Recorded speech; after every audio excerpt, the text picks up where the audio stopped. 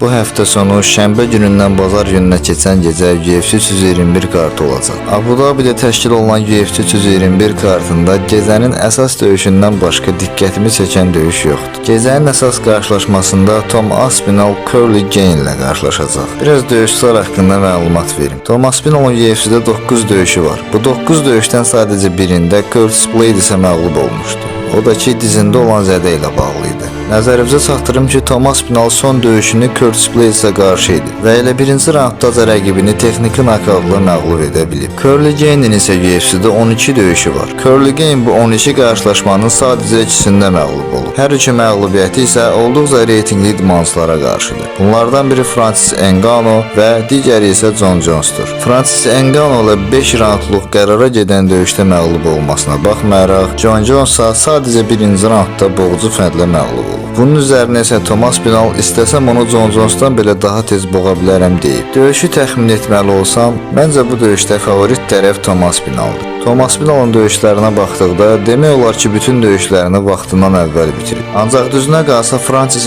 Ngannou ilə 5 raund döyüşdüyünə görə Curly Gane'in o qədər də asan nokaut olmayacağını düşünürəm. Ancaq məncə Tom Aspinall gözlənilməz sürprizlər edə bilər. Böyük ehtimal bu döyüşü Tom Aspinall boğucu fərqlə vaxtından əvvəl bitirəcək. Bu arada hər dəfə qeyd edirəm, yenə də deyim ki, mənə qulaq asıb gedib kupon yazmayın. Sonra kuponu yandıranda gəlib mənim yorumlarımda məni günahkar görməyin. Odur ki, sağlıqla qalın.